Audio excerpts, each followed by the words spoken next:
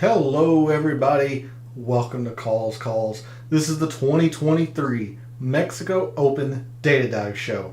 We have just one prior leaderboard to get into tonight, but we're going to dissect that every which way we can to figure out what metrics and filters we think are going to be most at play at Vedanta this week.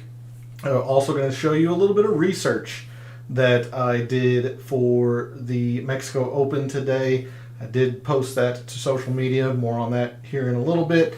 We're going to check the wind, and we're going to run through all of the page views in Fantasy National, as we are apt to do every data dive show. So let's get into it. All statistics provided tonight and every night are from FantasyNational.com. It is the best tool out there for your money. It's going to make you a much smarter gambler and a much better DFS player. Go check them out. It's simply well worth your investment. In the description to the video, there are links to all of my social media, the aforementioned Twitter and Instagram. I did post some research today to both of those places around the top 5 of the Mexico Open from 2022. So if you would like to see the conclusions that I reached and the two players that I highlighted off of those conclusions, go give me a follow over at those two social media places, Twitter and Instagram. Those links are below, and you will see the summary of the research that I did. If you would like to see all of the in-depth research that I do, give me a follow over at Twitch. I am live almost every morning to do some heavy-duty research. Got some music going on in the background. It's much more laid back, but it gives you direct access to me and what I am thinking as a statistical analyst, as a statistician, looking at prior data, trying to project future and all that stuff, golf, baseball, all that kind of stuff. So if you're interested in that, give me a follow over at Twitch. And then my betting cards for each week is out on Twitter. I will be posting that tomorrow after the DFS Tactics show. So if you want to see my betting cards week after week, give me a follow over at Twitter. And then lastly, for this intro, we are live. Chat's open. Did you look at the odds boards today?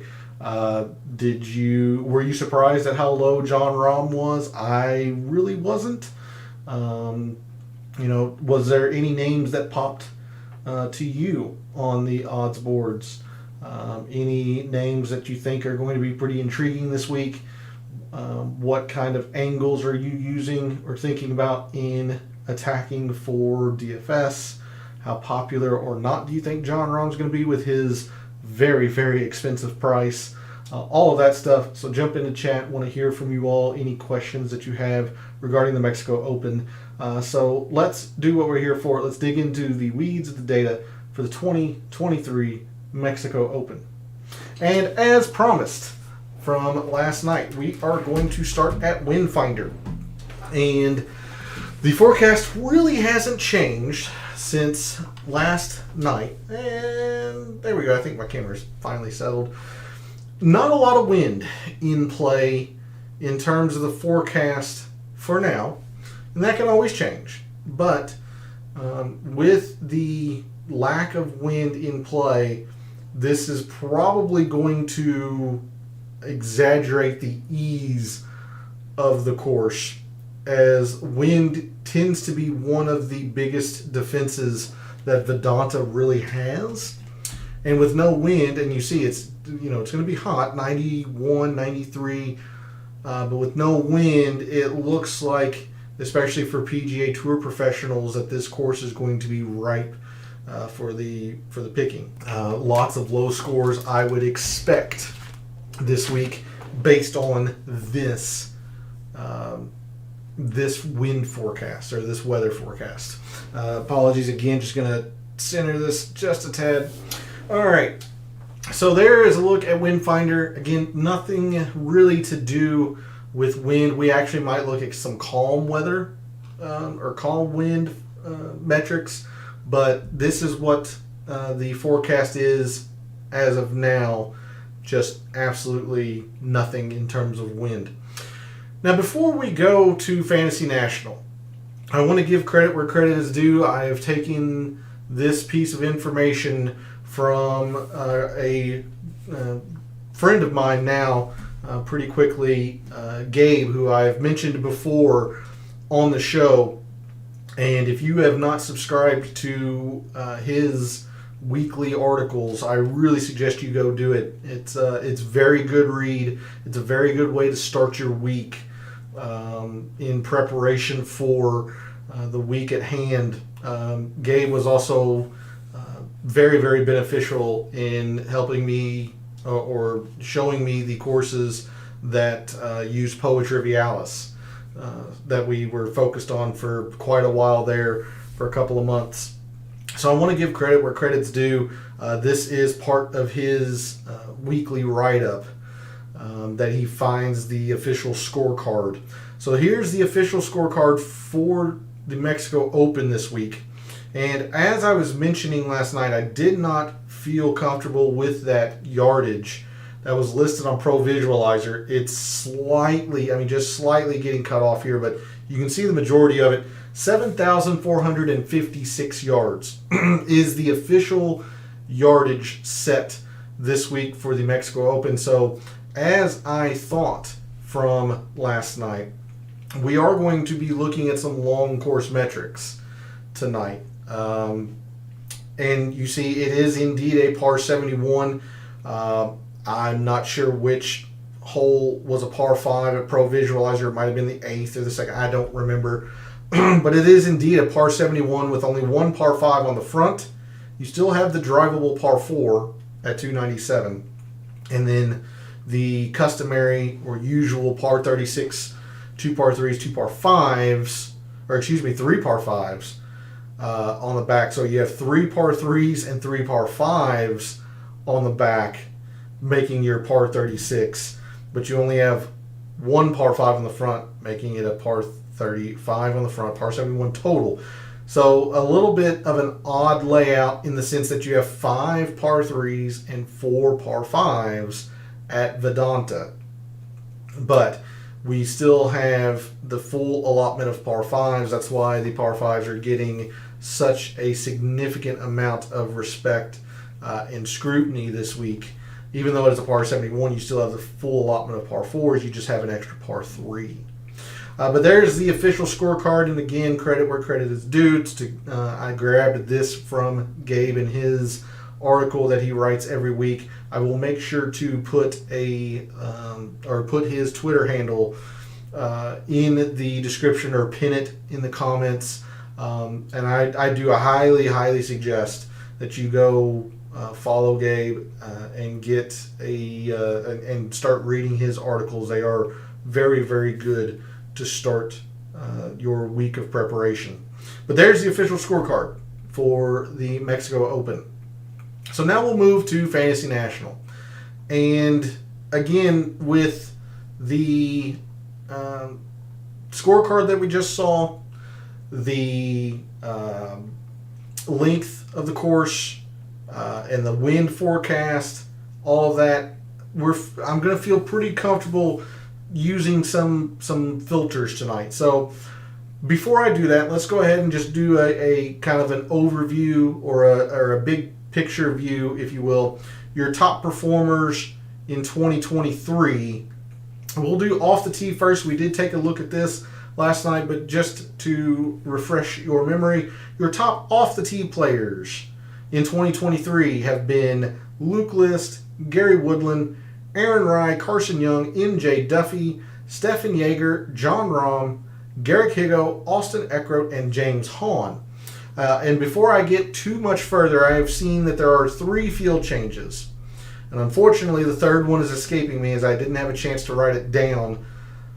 But the 2 winners of the Zurich Classic, Davis Riley and Nick Hardy, have withdrawn. So make sure you make a note of that as you move forward this week. Davis Riley and Nick Hardy have withdrawn. There has been a third one. Unfortunately, it is just escaping me as to who it is, and I am not going to bring up Twitter and all that stuff on stream. But you can find that via Rob Bolton on Twitter if you would like to see who the third field change is. But I do know that Nick Hardy and Davis Riley have withdrawn. So there's a look at your top off the tee players in 2023. Let's look at strokes gained approach. We didn't look at anything with strokes gained approach last night. We just looked at off the tee and then some par 5 metrics. So this will be new to me. But your top strokes gained approach players in 2023 have been Jon Rahm, Tony Finau, Wyndham Clark, Kevin Roy, Ben Martin, Scott Piercy, Gary Woodland, Eric Cole, Robbie Shelton, Ryan Gerard, and Matt Wallace. Again, skipping Davis Riley, he has withdrawn. So, of the players that are top 10 in both ball striking categories, you have Jon Rahm, you have Gary Woodland, and those are the only two that are top 10 in both off the tee and approach. Tony Finau very, very close, 11th and 1st off the tee and approach. And you can see ball striking if you would like to just get a feel for your top ball strikers. But I do like looking at the two metrics independently, especially in a week like this where off the tee is such an exaggerated importance. Not to say that strokes gained approach isn't important, it is, but off the tee carries such weight, or at least it did last year for the players who finished in the top 10, top 5. Of course, Jon Rahm, your winner, generally one of the leaders in off the tee.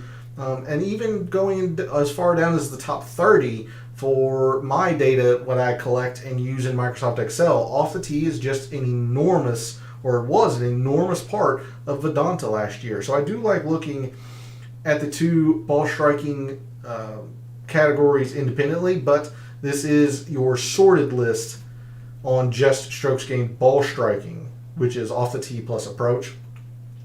Nothing to do with putting. And again, I will re-emphasize from last night, the only putting that we have on Paspalum is from last year's Mexico Open. Now, is it worthy to look at that? Sure, we'll absolutely do that. In terms of putting in the prior leaderboard, I apologize. I need to advance or expand the timeline here. Clicking on just Paspalum greens, while we have a lot of rounds in the database, the only putting and overall statistics that we have is from the Mexico Open. So I don't want to use anything putting related for Paspalum. Instead, since I have Paspalum clicked, we'll go ahead and look at your top performers on Paspalum. Now, is this a direct indication of if they putt well on that surface? No. But at least it gives you a good idea of who plays these Caribbean-style courses pretty well. And I'm going back to the beginning of 2021. Your top performers on Paspalum green surface tournaments.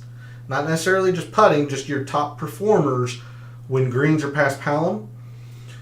Alex Smalley, Brandon Wu, Nate Lashley, Akshay Bhatia, Nico Echeverria, David Lipsky, Ryan Brim. Actually, now that I see the name, I believe it's Ryan Brim that is the third withdrawal that I have seen. I believe it's Ryan Brim, Nick Hardy, and Davis Riley. But if you want confirmation, go check Rob Bolton's Twitter. So let's try this again. Your top performers when Paspalum, or when the greens are Paspalum, just your total performers: Alex Smalley, Brandon Wu, Nate Lashley, Akshay Bhatia, Nico Echeverria, David Lipsky, Harry Hall, Jon Rahm, Nikolai Højgaard, and Tony Finau. So your top 10. Again, skipping Ryan Brim, I believe he is the third name that is withdrawn. So again, not a lot to do with putting on Paspalum, if you will. But let's go ahead and bring some other filters into this. First thing I want to do, I want to look at long courses. Now that we've seen the official scorecard, it's a par 71 that still measures over 7,400 yards. This course is long.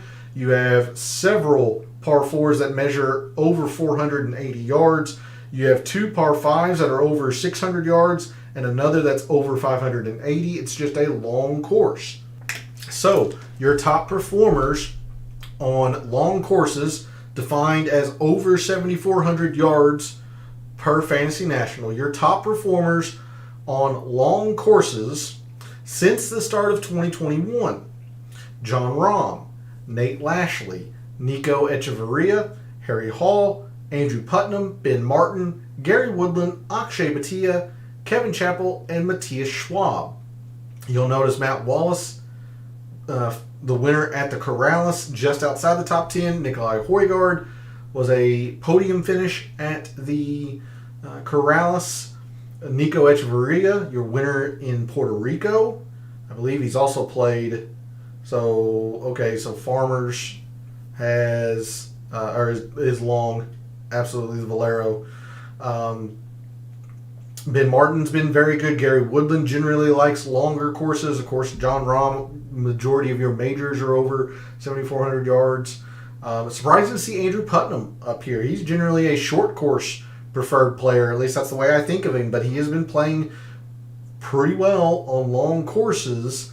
And a lot of that is all the way back in 2021, as he has been much more mixed in terms of success on long courses since then. But he is up here in terms of long courses. So there's your top 10 long course performers since the start of 2021. I don't think it hurts to look at calm wins. I'm not going to do anything with calm wins in my final mixed condition model tomorrow. But if you are so inclined, your top performers when winds are calm since the beginning of 2021: John Rahm, Tony Finau, Luke List, Mark Hubbard, Alex Noren, Matthias Schmid, Taylor Pendrith, S.H. Kim, Martin Laird, and Stefan Jaeger. Let's see, anything else that we might want to look at? Not necessarily. Again, we covered the long course, at least in total performance. You can always take a look at off the tee or strokes gain approach on long courses, but I think strokes gain total is a pretty good summation of a player's performance. Greens, they were firm last year, but with only 1 year data, I don't want to do too much with the green firmness. Again, I've talked about the Paspalum green surface and why we're not looking at putting on that. With the lack of wind, I suppose we could take a look at easy rounds. So your top performers when a round has been easy since the start of 2021: John Rahm, Tony Finau, Maverick McNeely, Andrew Putnam, Lonto Griffin, Alex Smalley, Mark Hubbard, Patrick Rogers, Alex Noren, Harry Hall, Henrik Norlander, and Akshay Bhatia, skipping Nick Hardy. He has withdrawn.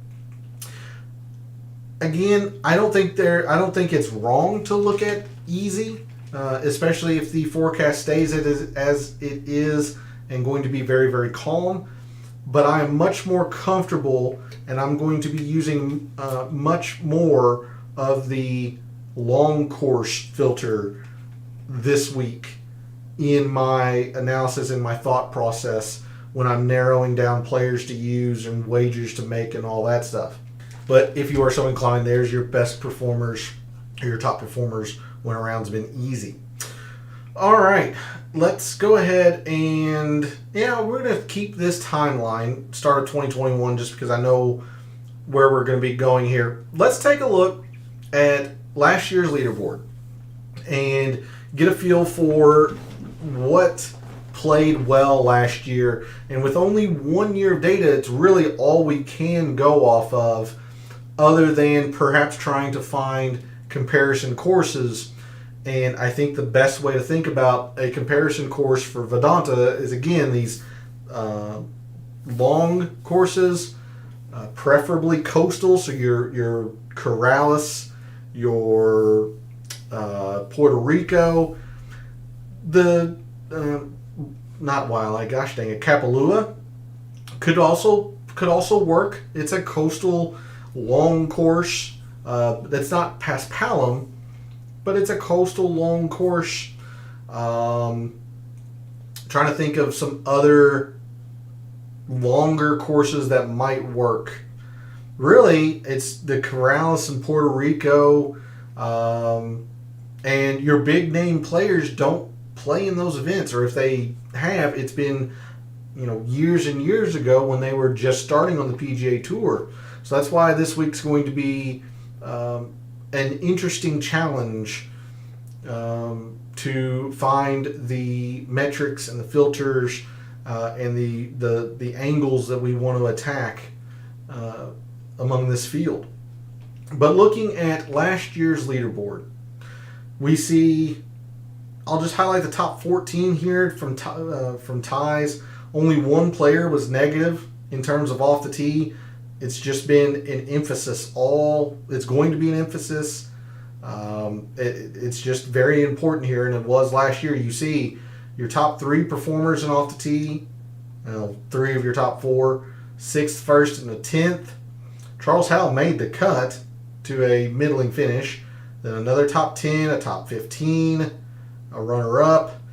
Off the tee was just an important factor last year, and I don't see any reason why that's going to change this year, especially with the lack of wind, and these fairways are easy to hit.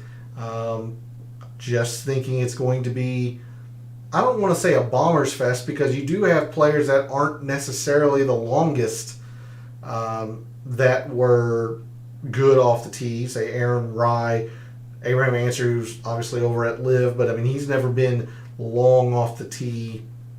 You don't have to have length, at least you didn't last year, to compete at Vedanta, but it certainly helps. So there's a look at off the tee. It's going to be a huge factor. Again, highlighting the top 14, only 2 were negative in terms of strokes gained approach. So it's just a ball striking heavy course, and as it was last year. Again, around the green, just not going to play all that much. It's just not an important factor. And then putting is a big factor. Leader was Davis Riley, but Cameron Champ has putt well, or did putt well on paspalum. He generally likes paspalum greens. Brandon Wu, Nate Lashley. So not much to do with putting, but definitely a big emphasis on the ball striking. Because of that, let's go ahead and look at fairways and greens. And again, highlight the same top 14. Distance isn't necessarily something you have to have. Chez Reavie's never going to be long off the tee. He top 15. Kadira, Jonathan Bird, Kelly Craft, Peter Onati. These guys are not long, and they're still top 15.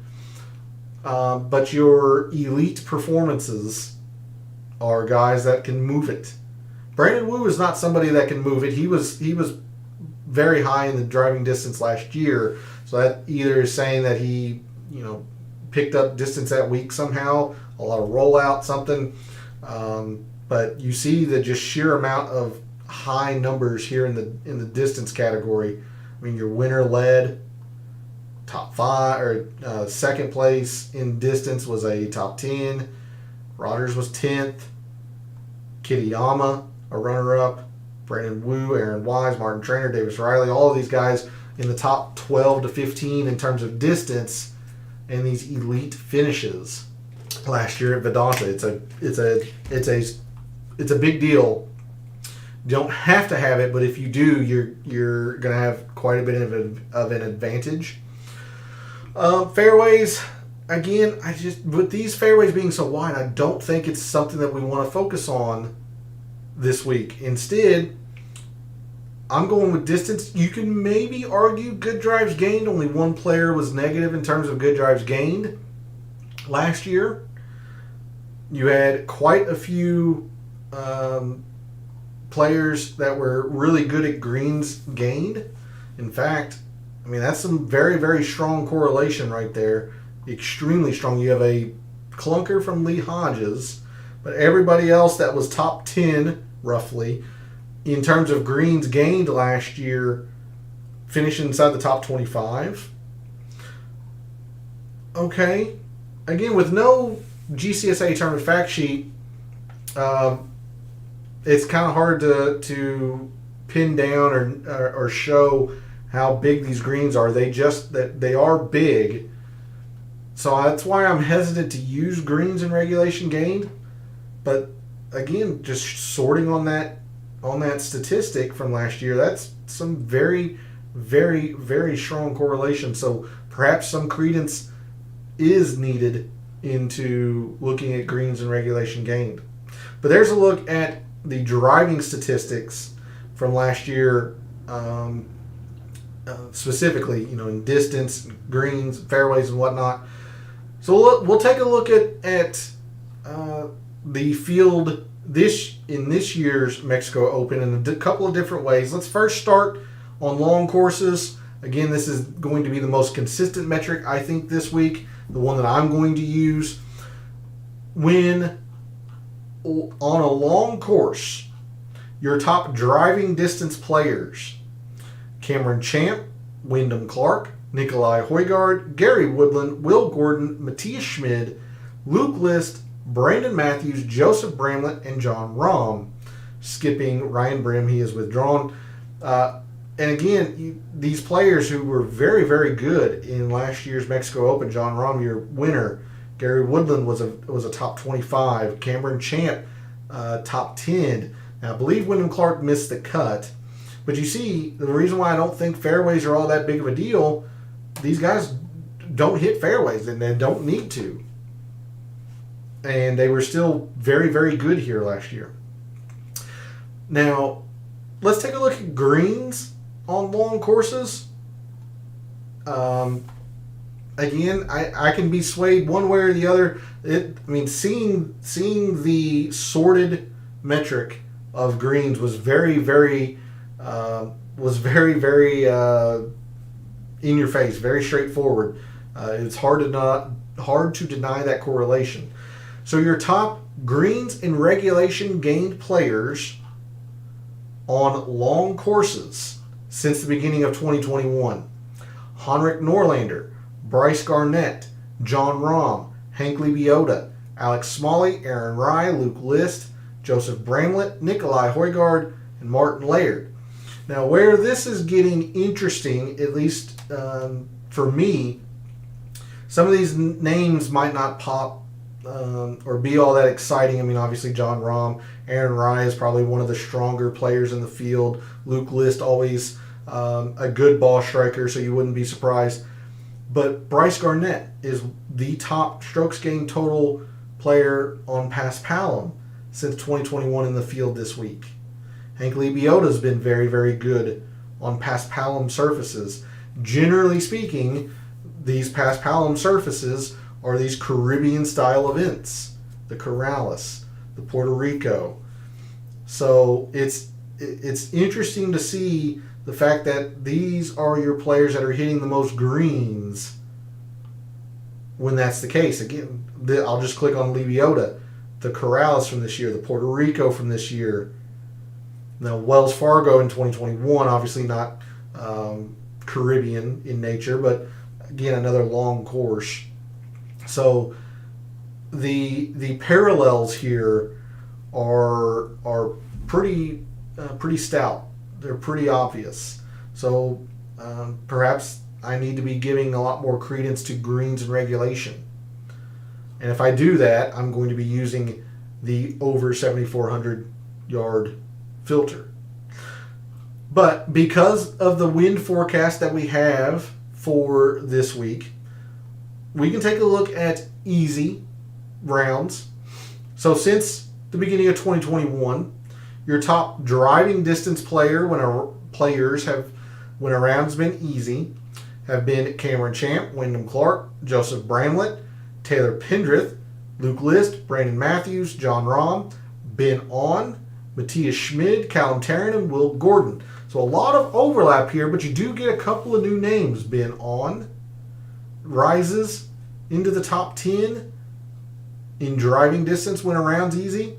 Also, Taylor Pendrith rises into the top 10 in driving distance when a round's easy. Hey, P, thanks for jumping in chat. Hopefully you had a good or have had a good week. I didn't talk to you much last week, obviously, with my week off.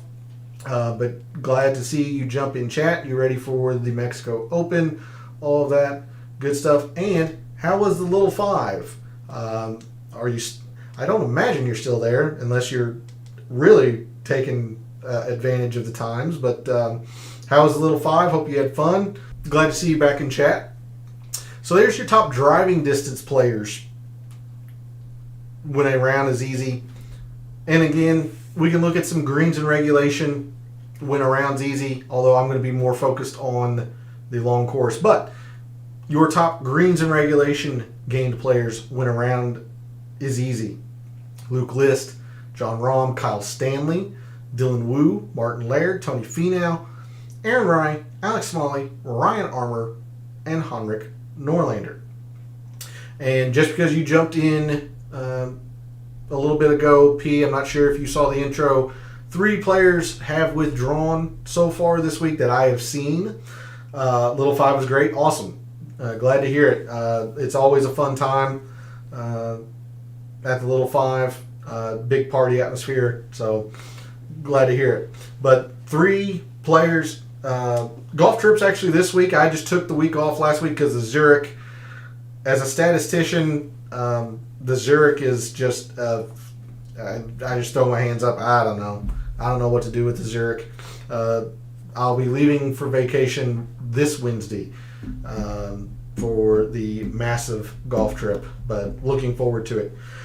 But the 3 names, Nick Hardy, Davis Riley, the 2 winners at the Zurich Classic, they have withdrawn this week.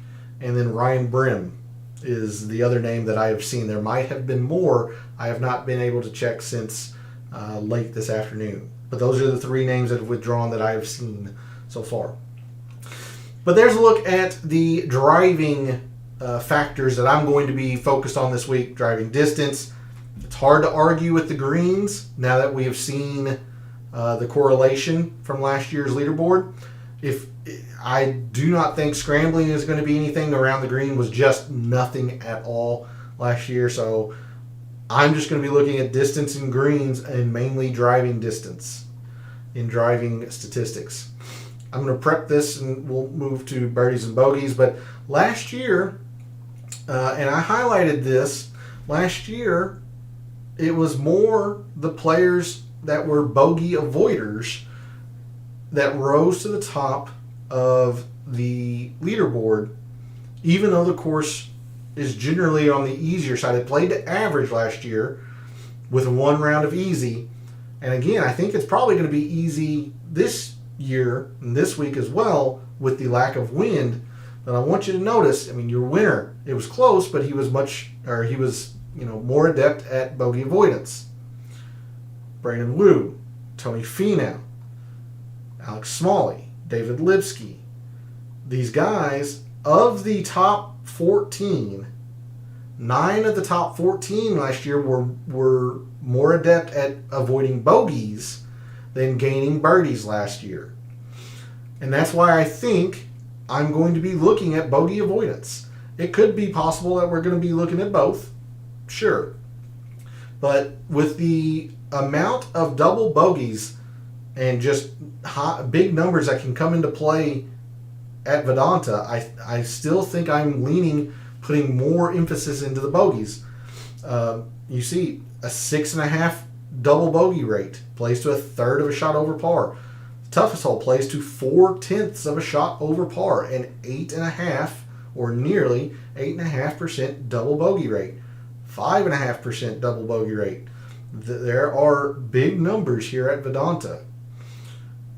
So when we sort on the actual numbers, and this is again another reason why I think it's going to be bogeys avoided, all of these players were tied at the same essentially number of bogey avoidance. No one outside the top 30. Nobody outside the top 30. Your winner, 2 of your runner-ups, a top 10, 11th, 13th, 15th, 15th, and then Hank Lebioda was a top 30. Now the bigger number is in the birdies gained, and there is some strong correlation in here. But I just want you to look at, I'll just highlight, we'll go to here. Nobody missed the cut, so it's still going to be important, and your winner's still up here. But notice the bevy of high double digits here. 61st, 42nd, 51st. These middling to clunker finishes. Whereas if you go to the bogeys, you don't have that. You don't have that with the bogey avoidance here. Now, double bogey avoidance, I bet, a bunch of players are just at 1.4. So I don't know how much we want to use double bogey avoidance, but I'm trying to emphasize to you why I'm leaning towards the bogeys. And we'll look at this a couple of different ways. Again, normally I like to combine a scoring statistic or metric like birdies gained, bogey avoidance, with a scoring filter. So we'll start with that, but again, I'm probably going to be going with the over 7,400 filter with this as well. But win around has been easy since the start of 2021. Your top bogey avoiders: Jonathan Bird, Lonto Griffin, Henrik Norlander, Mark Hubbard, John Rahm, Andrew Putnam, Doug Gim, Tony Finau, Alex Smalley, and Mav McNeely. If you want to look at birdies gained, actually, I would probably advocate for birdies or better gained, because eagles do happen here. You do have a couple of pretty darn good eagle chances back to back, actually. The par 5 6th and the drivable par 4 7th. So if you want to look at birdies, I would advocate or suggest that you look at birdies or better gained. So your top birdies or better gained players in that same time frame since the start of 2021, when around's been easy. Your top birdies or better gained players: John Rahm, Tony Finau, Eric Van Rooyen, first time I think we've said him tonight, Maverick McNeely, Wyndham Clark, Harry Higgs, Matthias Schmid, there's Ben on again, Akshay Bhatia, and Patrick Rogers. But I'm going to be looking at this from the long course view this week. So your top bogey avoiders win a round, your top bogey avoiders when a course has been long since the start of 2021. Bryce Garnett, again, your top strokes gained total player on Paspalum surfaces in this same time frame. So a lot of parallels and correlation here. Bryce Garnett, Gary Woodland, Dylan Wu, Nikolai Højgaard, Saying You'll Know, Peter Malnati, Brandon Wu, Hank Lebioda, Mark Hinsby, John Rahm, Andrew Putnam, Nico Echeverria, and Fabian Gomez. There's your top 13, thanks to seemingly everybody being tied for 10th. Bogey avoiders when a course is long.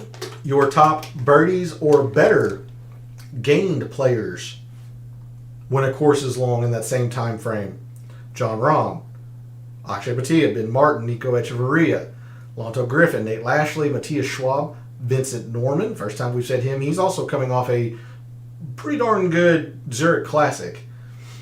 Vincent Norman, Harry Hall, Matt Wallace, Luke List, and Brent Grant. But I think one of the biggest indicators that I want to look at, and biggest statistics that I think might give us an edge.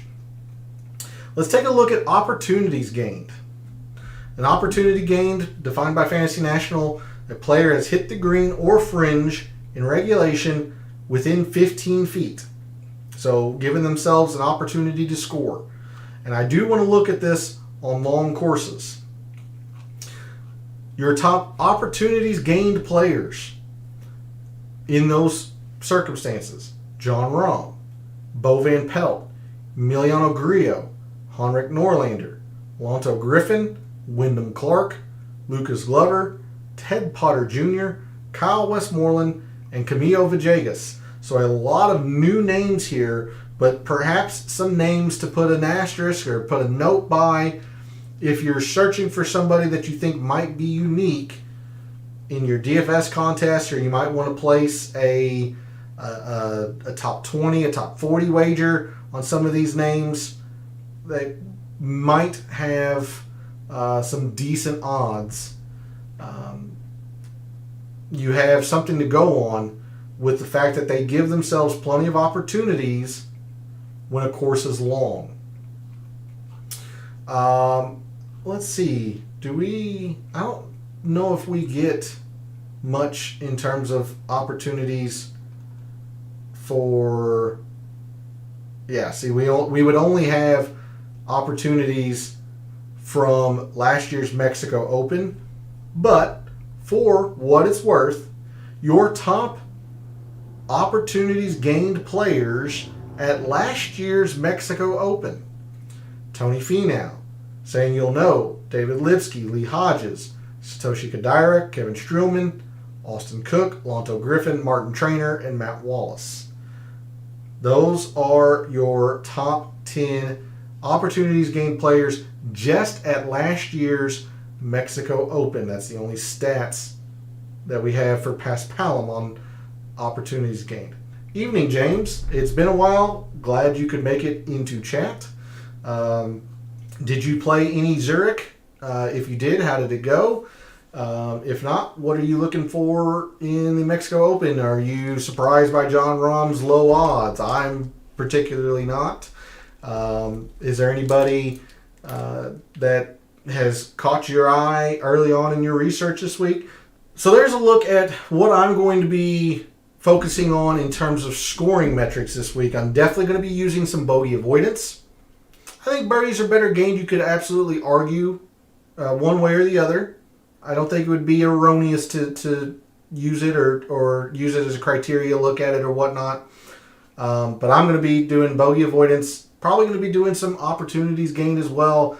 Probably won't have too much in terms of percentage into it, 5% at most. But it does give you an idea of some of the perhaps names that might be pretty unique or pretty off the beaten path in terms of DFS and maybe, a placement wager or whatnot. All right, let's go and let me prep this for proximity. So let's take a look at proximity. And from last night, we saw in Microsoft Excel that the 200 plus really didn't lead to a whole lot of correlation, at least in terms by Microsoft Excel numbers, which was surprising to see considering 42% of the approach shots came from 200 plus last year here at Vedanta. So is 200 plus really something that we need to focus on, or is it just a happenstance of the course and it doesn't really lead to much success?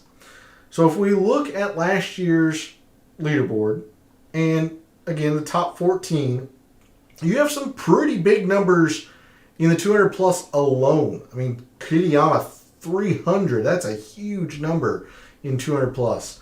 Brandon Wu was very good. David Lipsky 425, 180. These are some big numbers.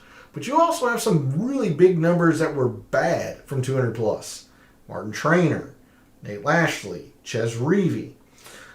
So I don't see much when you've sorted on the actual leaderboard that would signify that 200 plus is mandatory to look at for success. But if we sort on it, we see a little bit of a different story perhaps.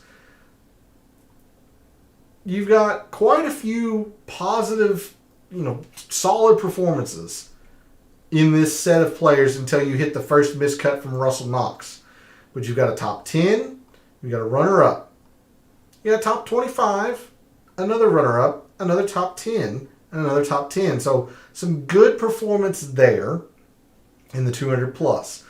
You've got your fair share of clunkers and middling finishes, sure.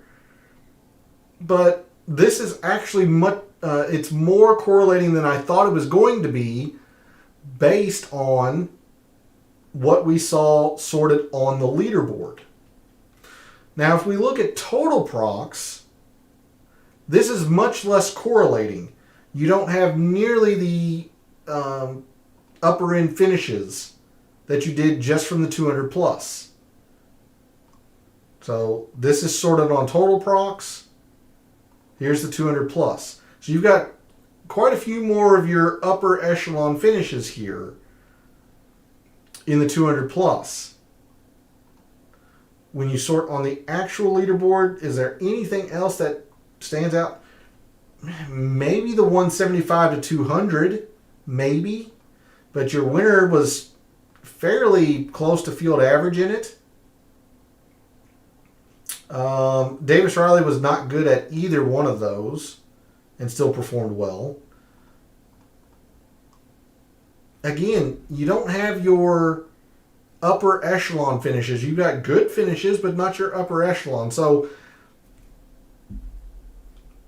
I say it seemingly every week whenever we look at proximity, and this is clearly the one statistic that I struggle with in terms of golf analytics. But to me, if there is a range, it would be the 200 plus, but I don't know how much it is leading towards upper echelon success. It's not a direct correlation. Feel free to jump in chat I would be curious to hear what you think when you see this. But if there is a range or a proximity, it's the 200 plus, but I don't know how correlating it really is, as opposed to something that's seemingly pretty obvious, like off the tee, like driving distance. But because the 200 plus looks to be the most important proximity range, your top players in 200 plus proximity since this calendar year, since the beginning of 2023, John Rahm, Gary Woodland, Charlie Hoffman, Kevin Roy, Richie Werenski, Robbie Shelton, Augusto Nunez, Satoshi Kodaira, Ben Taylor, Nick Hardy, and Dylan Wu. So there's your top 11 in 200 plus proximity. If I do use proximity, it's going to be the 200 plus in my mixed condition model. But I'm not sure how much I'm going to use of it. Could be 5, could be 10, just based solely on the fact that 40% of your approach shots come from there. It could be 0%, considering it didn't seem too correlating for direct success. So, again, would be curious to hear the community's thoughts. Put it in chat or put it in the comments. All right. Been rambling for quite a while. We still have 3s, 4s, and 5s in Microsoft Excel to go to, so I'm going to rattle through those very, very quickly. There are 5 par 3s here at Vedanta. I don't think there is a particular range that is the most important. Instead, I just think par 3s in general are going to be just important. Again, there's 5 of them. Pretty strong correlating success here when you sort on par 3s. The top 14, only one player was negative in par 3s last year. Seems useful. Seems like par 3s are going to be something we want to focus on. I can tell you it's not the 0 to 150. None of the holes measure to that on the scorecard. We have a 3.8, but again, there's not a lot of correlation here. Look at all the missed cuts, but a 3.8, a 3.4, much more correlating here. Do have a miscut from Gutschewski, but otherwise, pretty solid. And a 2.8, and not a whole lot of correlation. So perhaps the 175 to 200, but I don't feel strongly that it is the range that we want to focus on. Just a quick look at the course breakdown. You have 2 from 150 to 175, then 1, 1, and 1. So nothing in terms of the amount of holes would signify that any of these par 3s are the main length either. So instead, I'm just going to look at par 3s very, very quickly. Your top par 3 performers in 2023, John Rahm, Ben Taylor, Stefan Jaeger, Callum Tarrant, Hank Lebioda, Doug Gim, Doc Redmond, Nikolai Højgaard, Paul Haley, and Peter Malnati. Moving to par 4s. The majority of the par 4s measure from 450 to 500 here. But it's only 4 of them. You have a drivable, you have 2 fairly short, 2 very long, and then 4 from 450 to 5. Let's see. Of that same top 14, again, everybody was positive, so you can't ignore the par 4s this week. The drivable was a 2.4, somewhat correlating beyond these missed cuts. 4.7, 7.7. Okay, look at that. That's some pretty strong correlation in a specific length there. Although your winner wasn't very high in the 450 to 5, but a 7.7 and a 4.0, and not terribly correlating. So if there is a range, it is the 450 to 5, which makes sense. Majority of the par 4s measure in that length here, or at least it's the range bucket that holds the most. But Jon Rahm didn't play them well at all. He was below the field average and still won the tournament. So how much does it really matter? I think it's just going to be straight par 4s that we want to look at.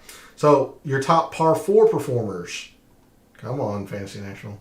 Top par 4 performers this year in the field this week. Jon Rahm, Tony Finau, Akshay Bhatia, Ben Martin, Luke List, Wyndham Clark, Eric Cole, Ricky Barnes, Dylan Wu, and Joseph Bramlett. Now for the most important part, in my view, the par 5s. This is where Jon Rahm really took advantage. I mean, Scott Brown played them very, very well. He didn't do a whole lot else right, apparently, last year, but he made the cut. Jon Rahm, Davis Riley, Lipsky, Wu. Look at these elite performances beyond Scott Brown on these par 5s. If there's a range, you got a 3.2, a 3, 4.2, not very correlating, and none measured to 650 plus. So I just think it's the par 5s in total. I think it's the par 5s in total. Your top par 5 performers this calendar year in the field this week. Jon Rahm, so he's number 1 in par 3s, par 4s, and par 5s.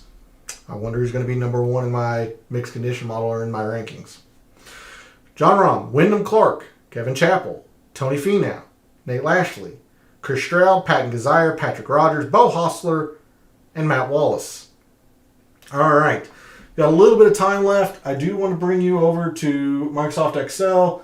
We looked at quite a bit of the course last night in terms of the detail and related to other courses, but again, just going to emphasize a couple of key points here. This off the tee number is massive.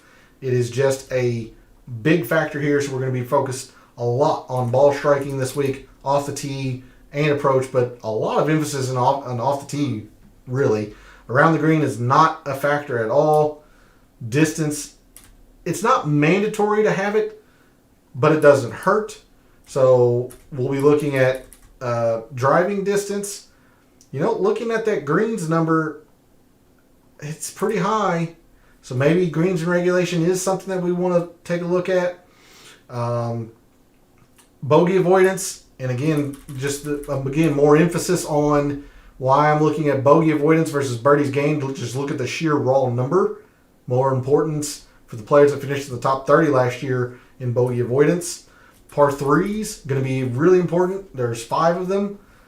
No range really stood out.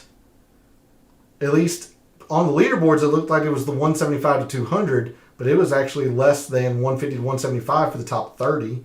So looking like it's just par 3s. Good to see that the par 4s, if there is a range, it would be the 450 to 5, but they're pretty balanced as well in terms of importance. So we're just going to be looking at par 4s and par 5s balanced. So we're just going to be looking at the totality of 3s, 4s, and 5s, where we're going to gain our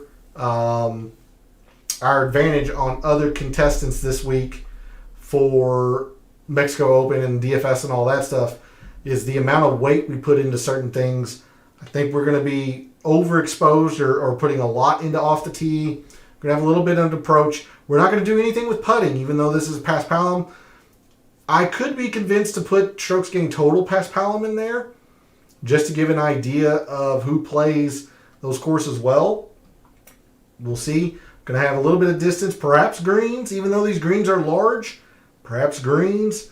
And I think this is probably going to be where we make or break a lot of things with this course, and probably everyone thinking it's going to play easy due to the wind forecast and the lack of wind that there is.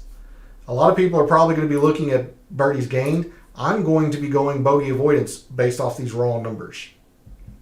All right, let me pull up last year's mixed condition model very quickly. All right, here is last year's Mexico Open. Let me reset the view on this. Go to Mexico. Okay. So, Jon Rahm, number one player, he wins. I can't take a whole lot of credit for that. It was a pretty weak field, and he ends up winning. You see, he was projected at 21%. Let's see. Of the top 20, we've got, I don't know if he withdrew before or during, but 1, 2, 3, 4, 5, anywhere between 5 and 7 missed cuts, depending on if they withdrew during the tournament or after, or before, I mean. That would be okay. 5 would be okay. 7 would be a little bit too many. But I did have a lot of these upper end finishes. Again, I talked about Rahm. Can't take too much credit for that. But Aaron Wise, very high. Tony Finau would seem pretty obvious. I was very high on Nate Lashley last year. He finishes in the top 15. Not a lot of people were high on Brandon Wu. And he was 17th in my rankings. Anand Lahiri, top 15. He was 18th in my rankings. So I was doing something pretty well with this. Doing something pretty well. Let's take a look here. We had 15% off the tee and 15% in approach. Honestly, I think I'm probably going to be upping the off the tee, or at least I'm going to put more percent in off the tee than I am approach. I think is the way I'm going to be looking at that.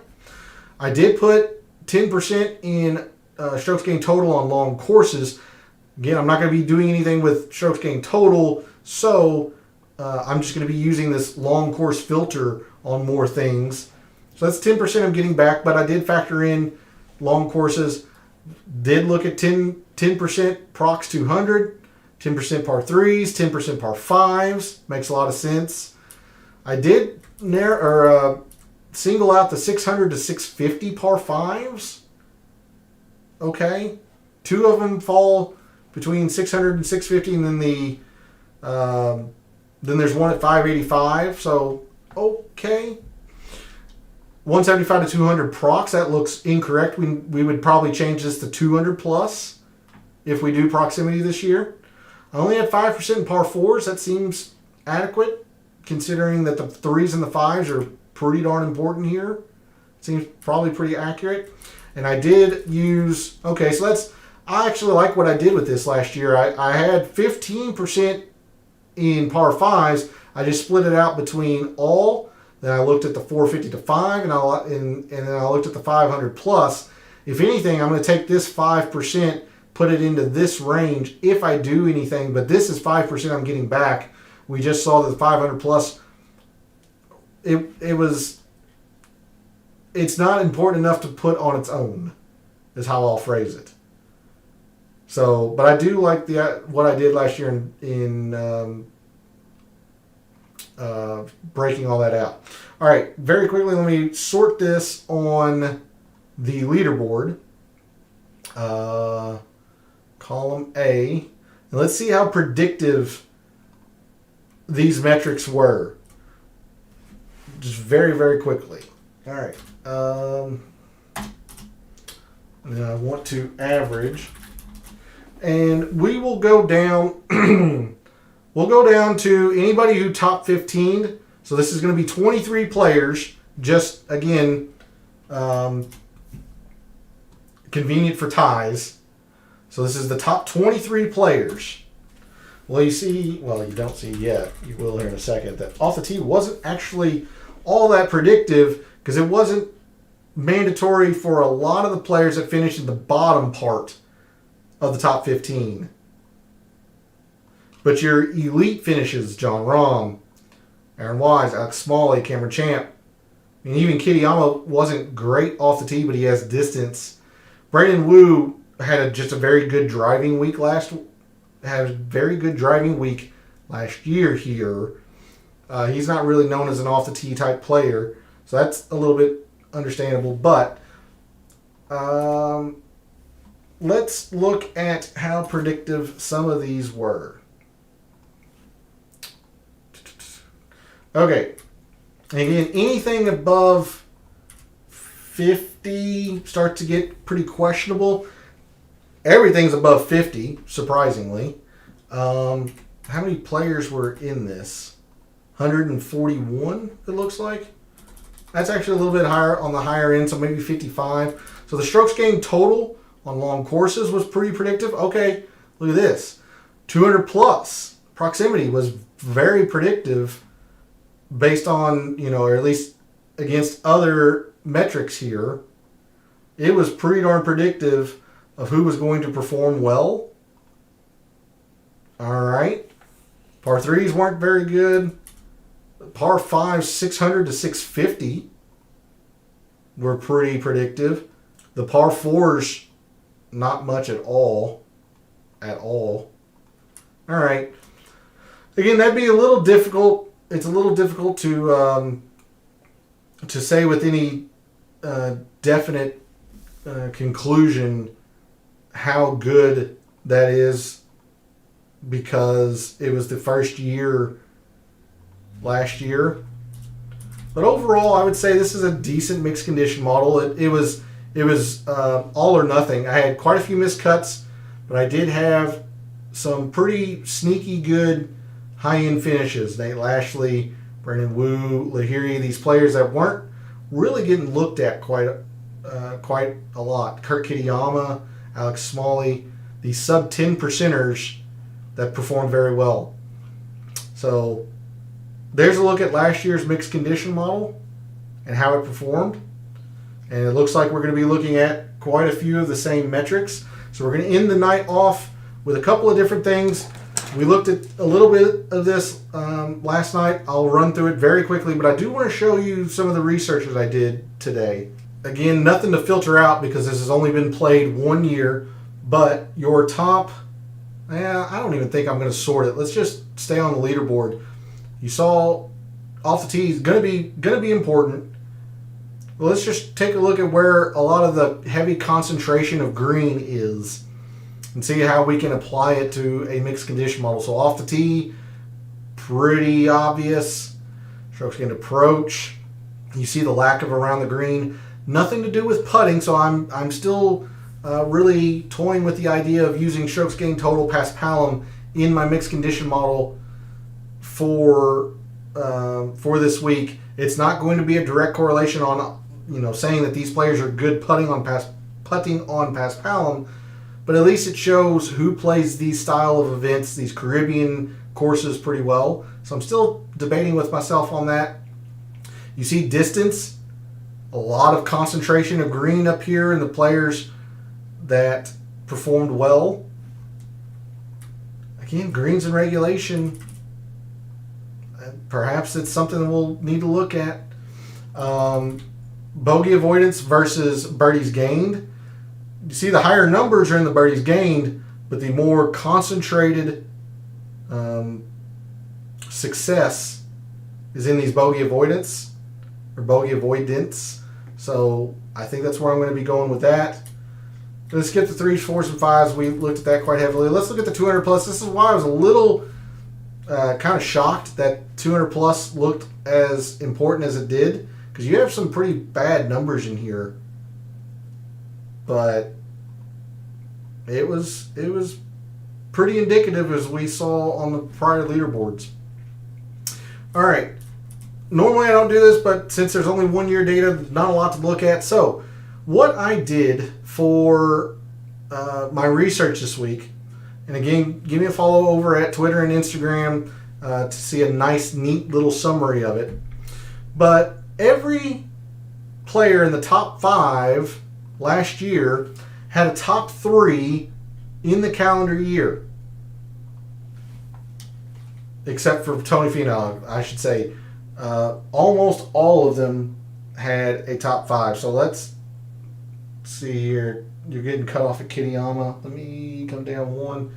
All right, I'll just have to scroll. So John Rahm, runner-up at the Century, he had a third at the Farmers, and then wins. Kurt Kitayama had a third at the Honda, played well. Third at Puerto Rico. Tony Finau's the outlier. He had a top 20 at the Century. Really hadn't played all that well. Then comes to Mexico and ties for second, and then goes on that crazy run at the end of the summer and into the fall. So, this was probably the start of quite a bit of his run. And his irons had been good that entire calendar year leading up to Vedanta last year. He just kind of put it together. He still didn't make a putt, but he kind of put it together and then goes on that big run. Riley still had a podium finish. He second at the Valspar, and then ties for fifth. Smalley, runner-up the Corrales. Top 10, Lipsky at the Corrales. So you see these correlations, these comparison courses here, and how it's leading to a whole lot of success. I mean, even Cameron Champ, top 10 to the Masters the previous month, and then plays well at Mexico. So look for players that have had upper end finishes. They don't have to have a lot of them, but at least a top 5. Now Tony Finau's a bit of an outlier, I'll give you that, but at least a top 5. 4 of the 5 players that top 5 last year had a top 3 in that calendar year. I want you to notice also 4 of the 5, let me uncheck or unhide all the rows here. 4 of the 5 also were positive in driving distance the week coming into Mexico. 4 of the 5 were above the field in bogey avoidance the week leading into Mexico. So there's the summary of the research, and again, go to social media. I say it much more concise because Twitter forces me to be more concise, but much more concise explanation. But bogey avoidance, driving distance,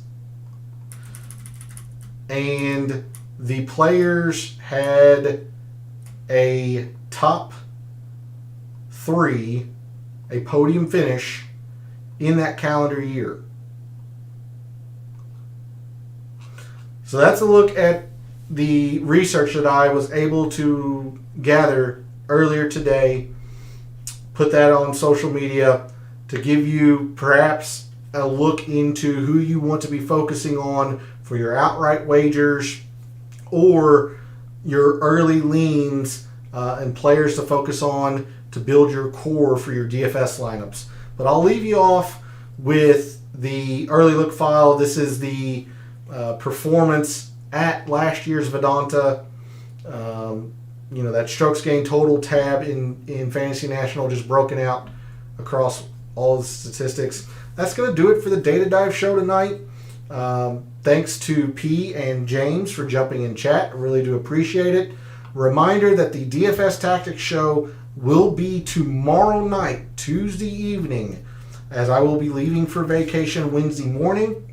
So the DFS Tactics show will be tomorrow night. I know it's 24 hours earlier than what you're used to. I'll give you the most up to the second ownerships that I can. I will show you what lineups that I've been building. And then I'll have my betting card out tomorrow after the DFS Tactics show as well. So just set your reminders, set your notifications. The DFS Tactics show will be tomorrow. But thanks to P and James for jumping in chat. Thanks to all of you out there who tune in, watch, listen, support the channel by liking the video, commenting, subscribing. I always appreciate it. I'm thankful for you all who keep coming back show after show. I enjoy what I do. Wouldn't be possible if you all don't interact with me. So thank you for all of the wagers that you have made so far this week for the Mexico Open, for all of the wagers you're thinking about making this week for the Mexico Open, and until I see you tomorrow night for the DFS Tactics Show, may all your bets be profitable.